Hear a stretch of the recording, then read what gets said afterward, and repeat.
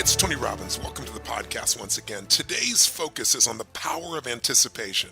Look, if I could give you one competitive advantage in business, it would be to stop reacting and start anticipating.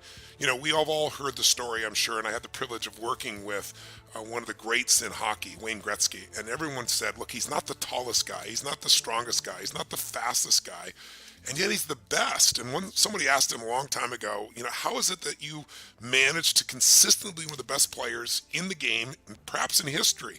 And he was very, very calm about it and very humble. And he said, well, perhaps it's because I skate to where the puck is going, not where the puck is. The anticipation where the puck is going was his advantage. In business, the more you can anticipate what's happening with your clients, what's happening in the economy, what's happening with competition, the greater advantage that you have. And yet it's also an advantage in terms of understanding just stages of life. What's happening to you personally? What's happening to your family, to your kids? I always say that, look, leaders anticipate and losers always are in reaction. An example I often give is playing a video game against a child. I'm sure you've all been roped in at one point where you knew better, and maybe you gave a child a gift for Christmas or their birthday, and you're a mom, a dad, an aunt, or an uncle, and the young boy or girl says to you, oh, come play this game with me, uncle, mom, dad, whoever you are, and you say, no, I'm not good at it. And they go, no, it's really easy. Let me just show you. And they go and they pick up the gun and they kill like 10 guys in 10 seconds. And you go, heck, I could do this. And they go, come on, join me. So you say, okay, I'm going to show this kid a thing or two. And what do? You get in there and bam, bam, bam. In 3 seconds, you're dead.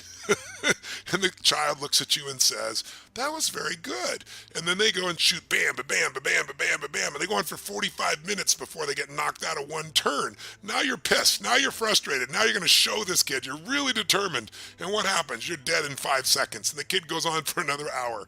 You know the drill, right? We've all been there. So why does the child always win? Why? Is it because they're smarter, because they're quicker, because they're faster, because they're younger? No. It's because they know the road ahead. They know the road ahead because they played this game before. So they're not reacting, they're anticipating.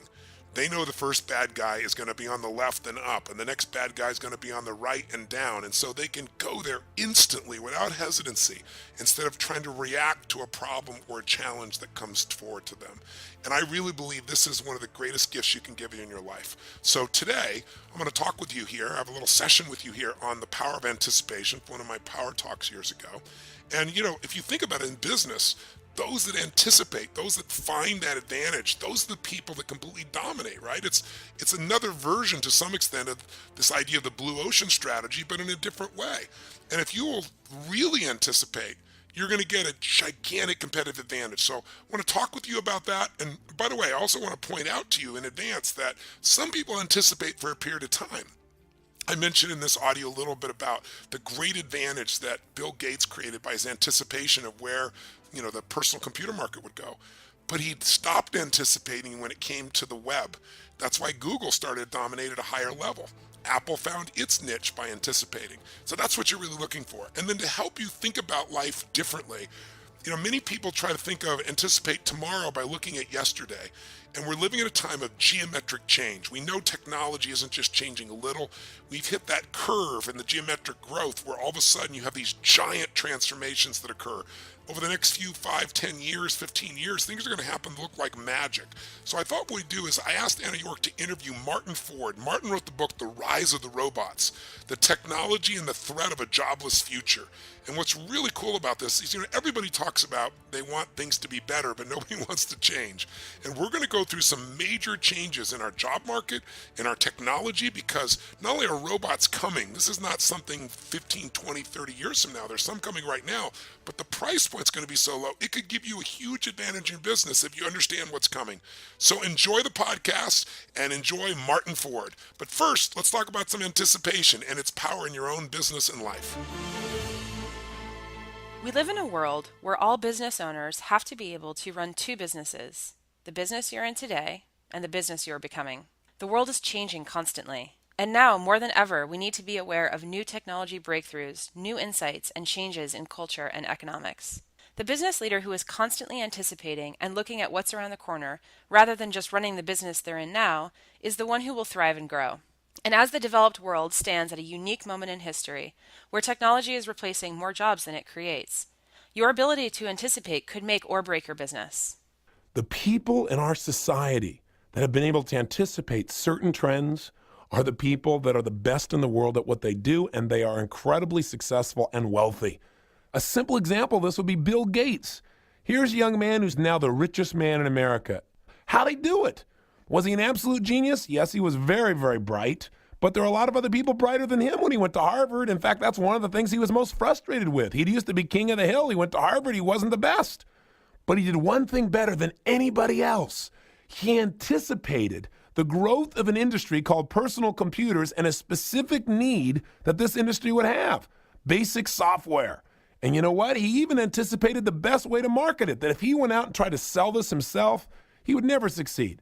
Instead, he made a decision that has made him hundreds of millions of dollars a year and royalties ever since. He decided to give that technology to IBM and allow them to promote it as the industry standard. Anticipation. What if you could have anticipated the idea of using satellites like Ted Turner?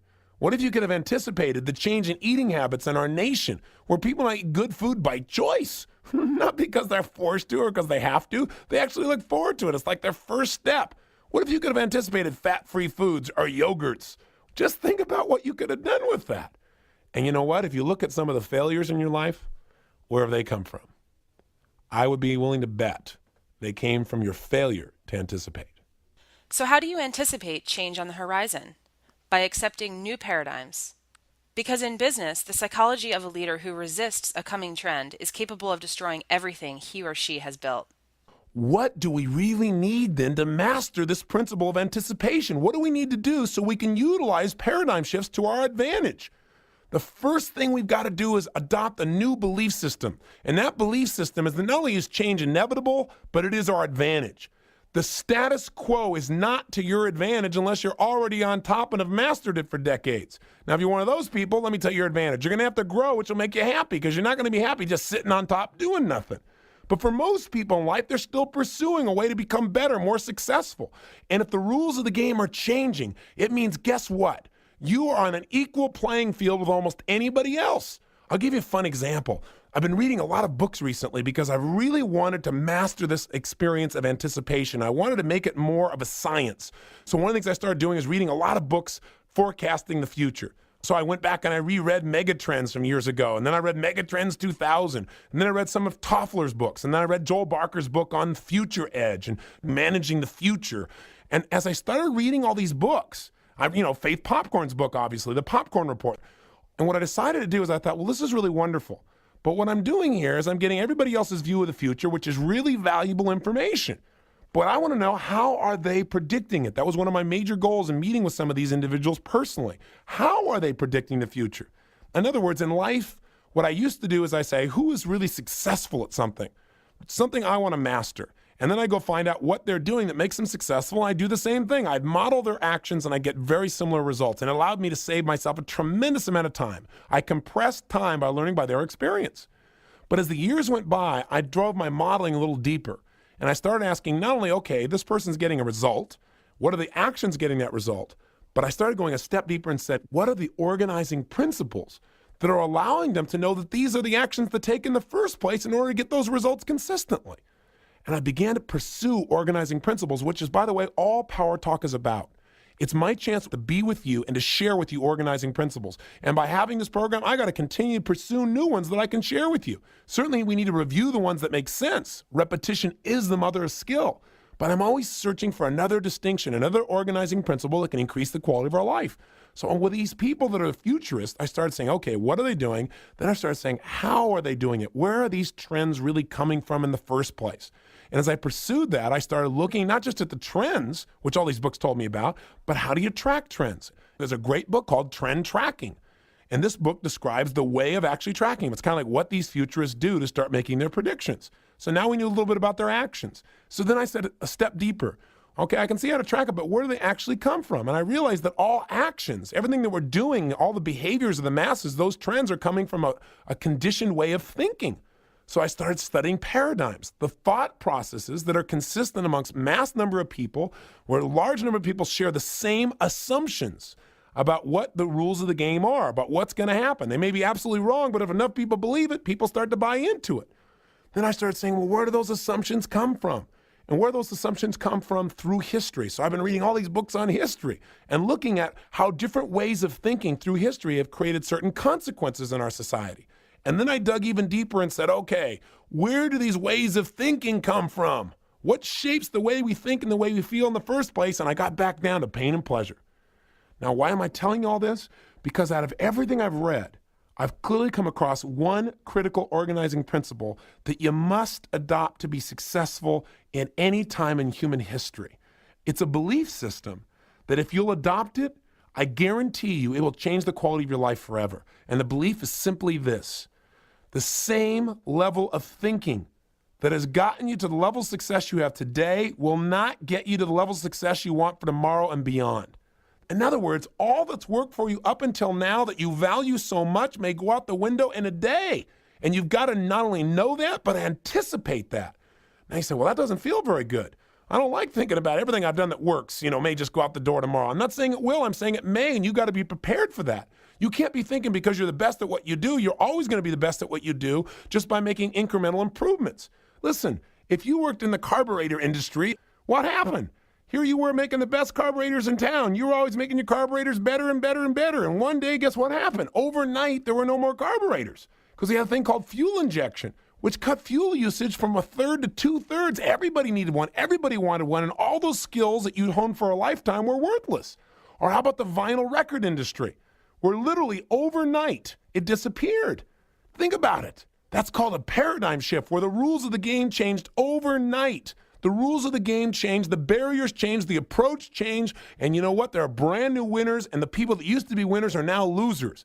This is very good news for you because it means if you stay on the cutting edge, if you anticipate, there's always a way for you to make your fortune. There's always a way for you to be at the cutting edge. There's always a way to turn your company or your career in a whole new direction. But you've got to operate from this principle that says just because it's worked up until now and because it's made me successful doesn't mean it will tomorrow. One of the most powerful triggers of change is new technology. Think about it. How fast did the movie rental industry change? Blockbuster is a thing of the past, and now Netflix is a household name. And consider a few other technology disruptors. How about Instagram, which Facebook purchased in April 2012 for $1 billion? Think about it. If you came up with the idea of a mobile app to share your photos through filters with friends, you'd have $1 billion today. Need more proof? Consider the mobile messaging service WhatsApp that Facebook purchased for more than $16 billion. WhatsApp was founded in 2009, and 3 years later it was processing 10 billion messages daily. That's why participating in tech shifts, not just protecting yourself from them, can make way for your impact in the world and your fortune in business. I'm your host, Anna Jorg, and today we are going to be speaking with a veritable expert on some of the biggest upcoming changes in technology. Martin Ford, software entrepreneur and author of Rise of the Robots, Technology and the Threat of a Jobless Future, which just won the Financial Times and the McKinsey Business Book of the Year award. Martin, thanks for joining us and congratulations on the success of your book. Well, thank you, and thanks for having me. Great. So I'd love to start off with just understanding what drove you to write this book. Why robots? Why did you think it was important to share this information now? Well, I've been running a small software company for quite a few years. I started it back in the mid-1990s, and I saw in my own little business the impact that this was having. Software used to be fairly labor-intensive in the sense that there was physical things to ship. There were CD-ROMs and manuals and all of that created work for typical people. But within just a few years, I saw all of that disappear, and now, of course, software is delivered electronically or it's hosted in the cloud. I mean, there really isn't anything tangible for people to deliver or produce. And as a result, there's a lot less work there, especially for typical people. And my sort of insight, I think, was that was a preview of what we're likely to see everywhere as artificial intelligence and robotics begins to kind of invade the whole economy, not just the technology sector. And that's really what motivated me to start thinking about this and writing about it. So you mentioned that you saw something happen over the past few years, and that's what drove you. How fast is this transition happening, right? So going into 2016 and beyond, do you see the pace accelerating, or do you think that it's just going to continue happening at the same pace that you've seen? In general, all of this technology is subject to an acceleration. It keeps moving faster and faster. And I think you see some evidence of that. You think, for example, of self-driving cars, which just a few years ago, no one could imagine. And now every single automotive manufacturing and a whole bunch of tech companies like Google and Uber and all the rest are doing research into this. And it looks like it's really going to happen probably within 10 or 20 years. So I think things do move faster. And I think that as a result of that, a lot of the progress that we see is going to surprise us. You can't look at the last 10 or 20 years and say, well, that's how things worked then, and so the next 10 or 20 years are going to look the same. In fact, everything is going to unfold a lot more rapidly. And I think we really need to start thinking about the implications of all of this maybe a little bit in advance so that we can adapt to it. Right. So what about the sort of domestic versus international question? Because, you're mentioning how robots, they ultimately lower costs and increase efficiency. So the idea is, okay, maybe some of this manufacturing will, move back to the U.S. How do you see that unfolding over the next few years? In general, this is a global trend. It's going to impact every country in the world, including developing countries. We are seeing some manufacturing come back to the United States as a result of this. I mean, that sort of makes sense. If labor is going to become less important in the future, then obviously companies that build factories are going to be less concerned with building them in places where labor is cheap because it's not going to matter too much. And so they'll begin to look at other factors. For example, it will make sense to build factories close to markets or in a way that minimizes transportation costs and so forth. And so you are seeing some factories come back to the United States, especially in areas like the textile industry. But the thing is that the factories come back, but the jobs don't. So you might have a factory that back in the 1980s would have employed 2,000 people. Then that factory went employing 2,000 people. It's only employing 150 people. So there are a lot fewer jobs there. Got it. So what about countries like China with heavy reliance on manufacturing? How will this impact their economy? Well, it potentially could have a tremendous impact. Actually, a couple of months ago, I went to China for a week to do a book tour, and they're very concerned about this. They're concerned about the reshoring issue. They know that by utilizing robotics and automation, we can perhaps move the factories here, and they're worried about that. They're also worried about their factories moving to even lower wage sectors, for example, Vietnam and Indonesia. So in order to prevent that and keep the manufacturing in China, they're bringing their own robots, and they're doing that very aggressively. China is now the biggest market in the world for industrial robots, and it's accelerating very rapidly. So there's definitely going to be an impact there, and there is the concern that going forward, there may not be enough of those factory jobs, even in China, to employ the huge number of people that really rely on that there. Wow. So outside of manufacturing, you also mentioned that low-wage jobs like fast food and people who work in agriculture, that those will be impacted as well. And I think that's pretty easy for a lot of us to wrap our heads around, flipping burgers or other types of manual labor. But what's very interesting is you also noted that the medical field and the legal field and creative fields like writing music and art could also be impacted. Can you give us maybe an example of that? Sure. I mean, in general, that's, I think, going to be the biggest disruption in the United States because, of course, manufacturing is no longer very important in the United States in terms of employment. I mean, not many people work in manufacturing. Everybody works in the service sector. But we are seeing these technologies come really across the board. As you say, it's going to impact the low-wage jobs, but it's also coming for the high-wage, white-collar jobs, things that are done by college graduates. And examples include smart algorithms that are taking on some of the work that used to be done by lawyers and paralegals in terms of reviewing documents to figure out which ones are relevant to court cases. There are systems that can do basic journalism that can tap into a stream of data, and then automatically by analyzing that data, they can put together a pretty compelling news story that really it's not easy to see at all that it's written by a machine. It looks just like a person wrote it. And, a lot of those technologies are just at the beginning now, but again, there is this process of acceleration. So it's going to get better and better. And I think that one of the things we can expect is that eventually any kind of knowledge-based job, the kind of job where you are sitting in front of a computer doing something relatively routine and predictable. For example, cranking out the same kind of report or the same kind of analysis again and again, all of those jobs are ultimately going to be susceptible to white collar automation, not to robots, obviously, but to smart algorithms and to machine learning and so forth. So that potentially could have a huge impact. And again, the important thing is that these are skilled jobs. I mean, these are the jobs that people who go to college take. And so one of the implications of this is that it kind of upends our conventional thinking about how all this works and what the solution should be, because the solution traditionally has always been that if a robot takes your job, then we ought to send you back to school and give you some more training so that you can do something more, at a higher level.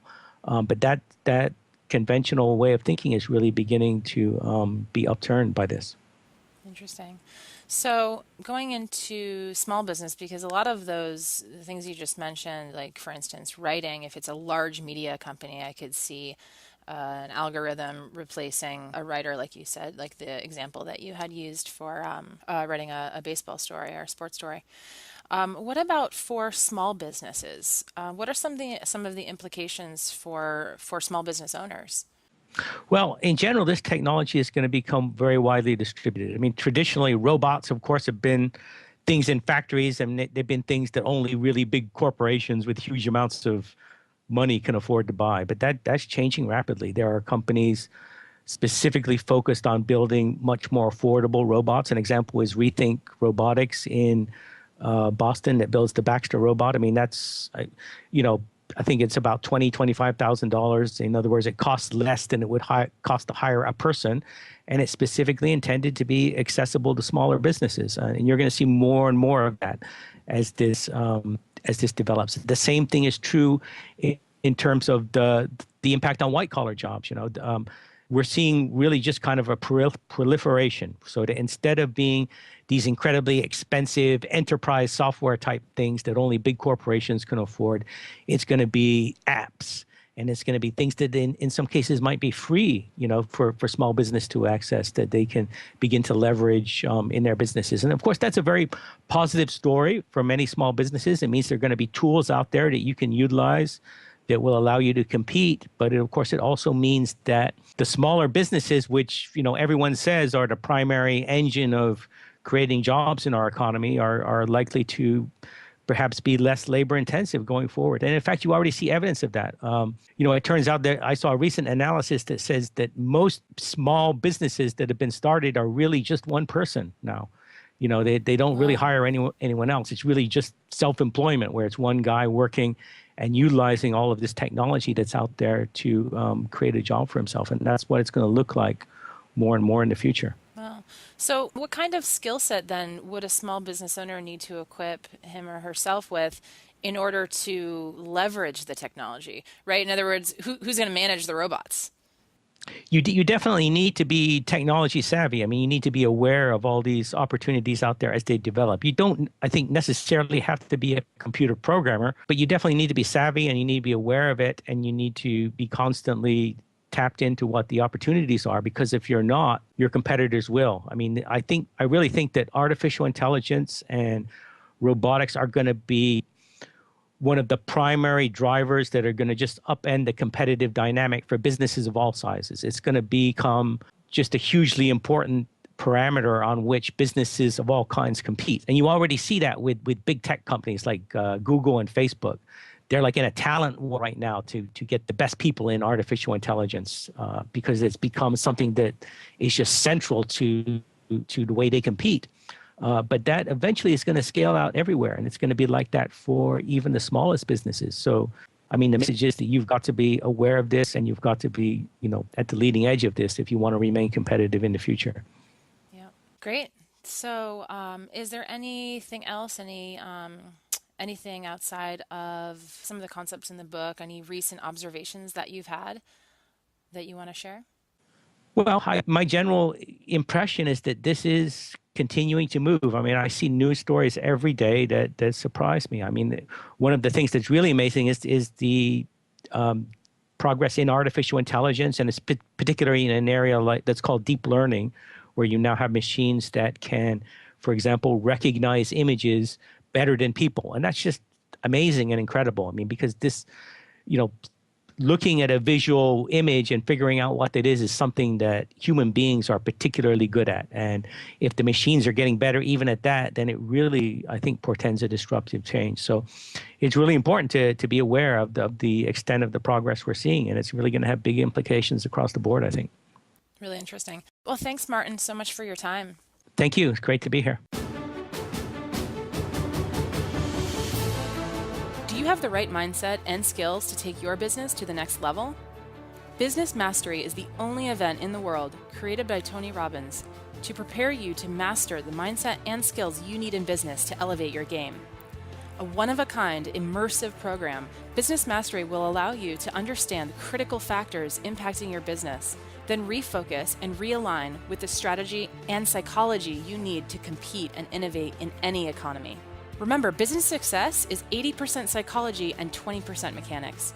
If you're ready to learn and master the strategies to help you grow your business and stay competitive, then don't hesitate. Apply for the next Business Mastery program now. Learn more about the Business Mastery event at www.tonyrobbins.com.